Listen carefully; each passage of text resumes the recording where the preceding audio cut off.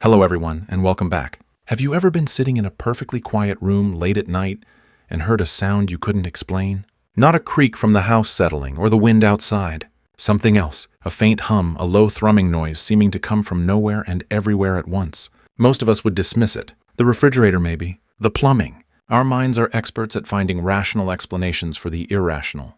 We have to be to stay sane, but what if you couldn't dismiss it? What if that sound became the only thing you could focus on?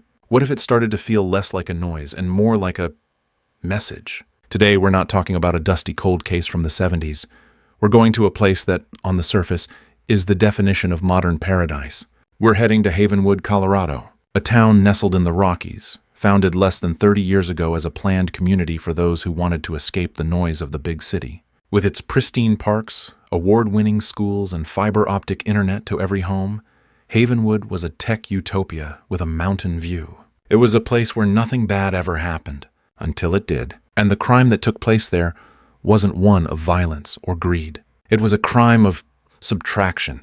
A person was simply removed from the equation of life, leaving behind a void filled only with a single, unanswerable question. This is the story of Liam Sterling, and the sound that stole him. Our story begins in the fall of 2024. Liam Sterling was, by all accounts, a man who had life figured out. At 38, he was a successful architect, a partner in a small but prestigious firm in Boulder.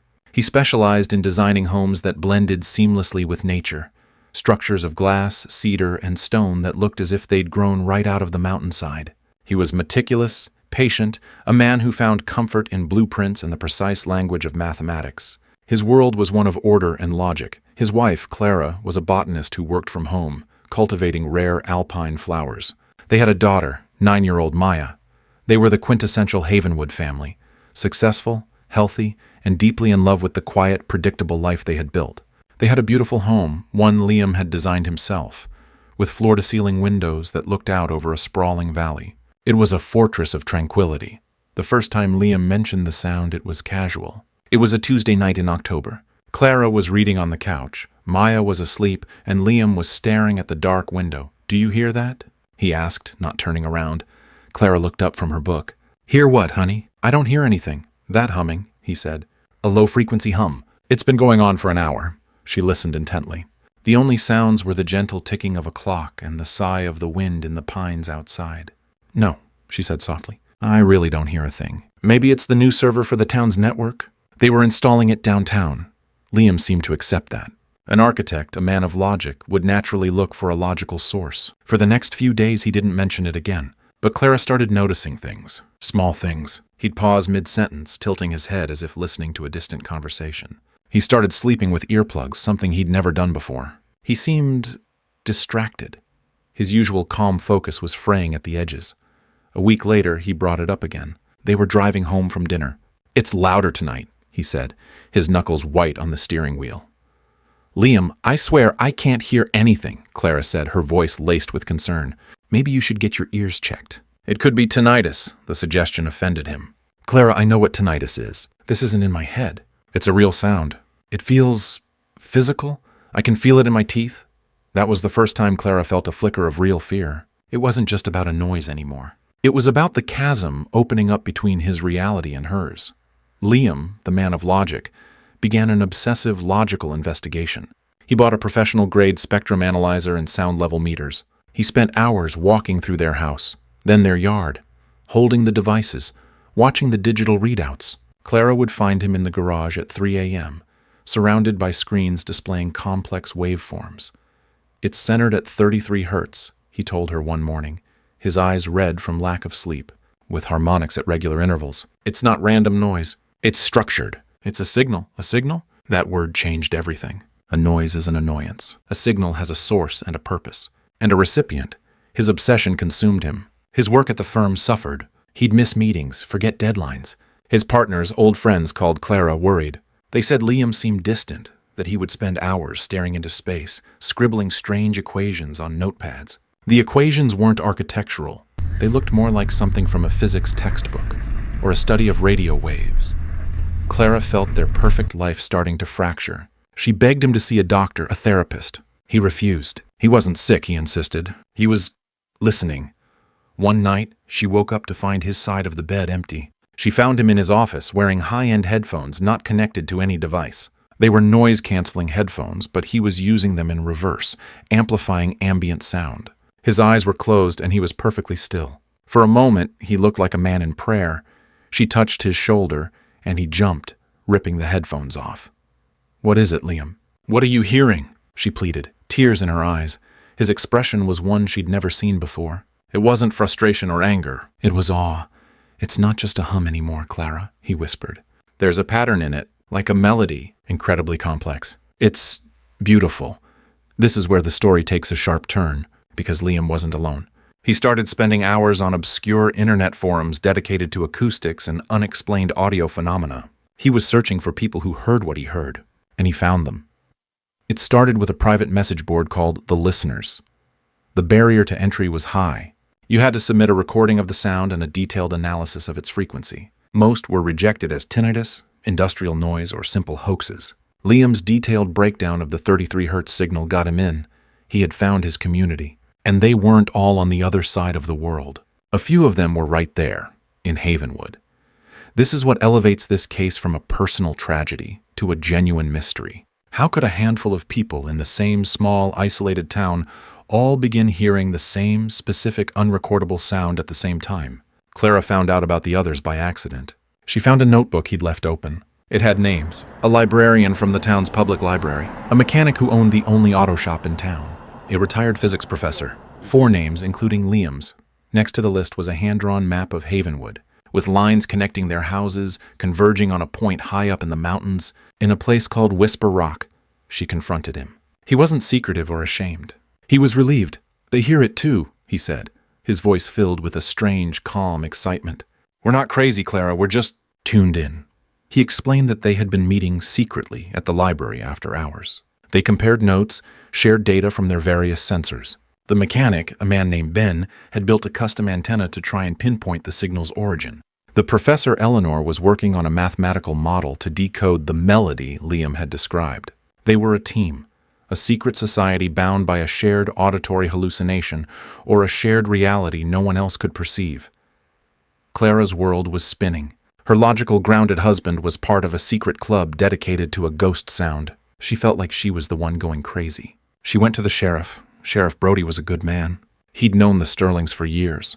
He was born and raised in the valley, a calm, steady presence in a town that rarely needed one. He listened patiently to Clara's story, his face a mask of sympathy. He did what he could. He sent a deputy with a town engineer to the Sterlings' house to check for electrical faults or gas leaks. They found nothing. He called the regional FAA office to check for unusual flight patterns. Nothing. He even had geologists check for low-level seismic activity. The valley was silent. Officially, there was nothing to investigate. A few citizens were complaining about a noise no one else could hear and no machine could definitively detect. It wasn't a crime. It was just weird. The final month was a blur for Clara. Liam became a ghost in their own home. He lost weight. He barely spoke to her or Maya, and when he did, it was with a detached, gentle sadness, as if he were already saying goodbye. He spent all his time with the other listeners. They'd go on long hikes into the mountains, always returning after dark, exhausted but with a strange serenity on their faces. The last time Clara spoke to her husband was November 18th, 2024. He came to her in the living room. The house was quiet. He looked at her, and for the first time in months, he seemed completely present. He took her hands. They were cold. "I need you to know that I love you," he said, his voice clear and steady. "I love you and Maya more than anything." "Never doubt that." "Then stay," she begged. "Whatever this is, we can fight it together. See a doctor. We can move away from Havenwood." He gave her a sad smile. "You can't run from a call, Clara. You can only answer it." He kissed her on the forehead. "Everything is going to be okay. It's just a transition." The next morning, he was gone. His car, a sensible hybrid SUV, was found parked at the trailhead leading up to Whisper Rock. The doors were unlocked. His keys were on the driver's seat, along with his wallet and his phone. He hadn't taken anything with him. It was as if he had simply gotten out of the car and walked into the forest, and that's when the official investigation began. Sheriff Brody launched one of the largest search and rescue operations in the state's history. For 2 weeks, hundreds of volunteers, police officers, and canine units scoured the dense forest around Whisper Rock. They used thermal imaging drones, helicopters, everything. They found nothing. No footprints beyond the first 100 yards. No torn clothing. No sign of a struggle. No indication that he had met with foul play. It was as if the mountain had swallowed him whole. Sheriff Brody's first call was to the other 3 listeners. Their reactions were the strangest part of the entire investigation. They weren't surprised. They weren't scared. They showed no emotion at all. When Brody interviewed Eleanor, the retired professor, she just calmly stirred her tea and said, "Liam wasn't lost. He was called. He simply went where he was supposed to go. The mechanic, Ben, was more direct. You're looking in the wrong place, Sheriff. You're looking on a physical plane for a man who has moved beyond it." The librarian offered the most chilling response. She just smiled a peaceful, knowing smile and said, "He's finally free of the noise. Now, he's part of the music." They were of no help. They claimed they had no idea where he'd gone, only that he had completed his journey. It was like interviewing the members of a cult after their leader had ascended to a higher plane. They spoke in a language of metaphor and faith, while Brody was stuck with the hard, cold facts of a missing person case. The media descended on Havenwood. The story was too strange to ignore. The architect who chased a phantom sound. Cable news channels ran specials. Podcasters dedicated entire series to it. Theories exploded online. Was it a shared delusion? A folia plusieurs, induced by some environmental factor? An undiscovered infrasound phenomenon unique to the Havenwood Valley, causing psychological distress in a susceptible few? Or was it something more sinister? Had Liam stumbled upon something he wasn't supposed to? A secret government experiment? Was the hum a cover story? Did the other listeners know more than they were letting on? Had they lured him into the mountains and harmed him? Sheriff Brody investigated that angle relentlessly. He got warrants for their computers and phones. He found their private message board, but it contained nothing incriminating. It was just pages and pages of complex audio analysis, mathematical theories, and philosophical discussions about the nature of perception. There was no talk of violence, no plans, no manifestos. It was the digital diary of a group of people convinced they were on the verge of a profound discovery. The investigation stalled. Winter came, burying the mountains in a deep blanket of snow, and the search was officially called off. Liam Sterling was declared legally dead 2 years later. Clara and Maya moved away from Havenwood. She couldn't stand the sight of the mountains that had taken her husband. She couldn't stand the quiet of the town, a quiet that now seemed menacing, filled with an absence she could feel in her bones. And the other listeners? They remained in Havenwood. They went back to their lives quietly. The town, eager to forget the bizarre and tragic story, let them be. The hum, it seemed, had fallen silent for them. Or perhaps its purpose had been served. For years, that's where the story ended. A heartbreaking, inexplicable mystery. A man of science and reason who walked away from everything he loved, chasing a sound no one else could hear. It was a modern ghost story, a cautionary tale about the fragility of the human mind.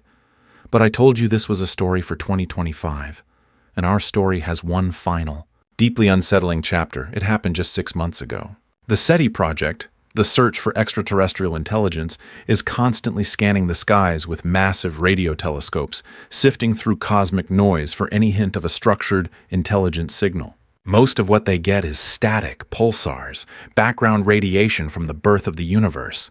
But on a Tuesday night in April, an array in New Mexico received a burst. It was incredibly faint, lasting only 2.7 seconds, and it came from the direction of Proxima Centauri, our closest neighboring star system. Automated systems flagged it as anomalous, but it was so weak it was almost dismissed as an instrument glitch. A young astrophysicist, working on her PhD, decided to analyze the signal's structure as a side project. She ran it through dozens of decryption algorithms. Nothing. It seemed like structured noise, a paradox.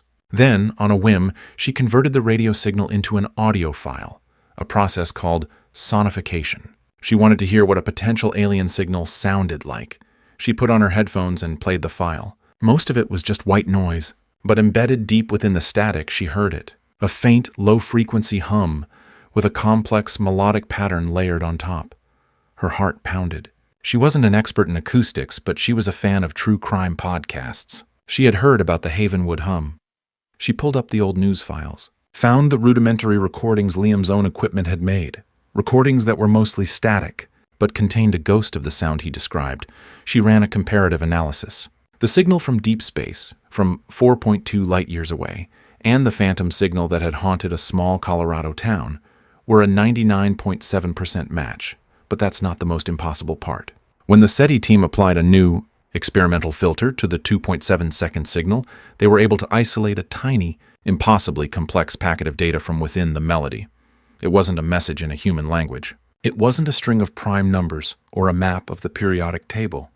It was a blueprint, a highly detailed, three-dimensional architectural schematic for a structure unlike anything ever conceived. A building made of light and impossible geometry, designed to harness the energy of a star. A structure of breathtaking beauty and logic. And the design signature, the unmistakable artistic and mathematical style embedded in every line and every curve of the blueprint. It was, without a shadow of a doubt, the work of Liam Sterling. So we're left with a conclusion that is more terrifying than any simple crime.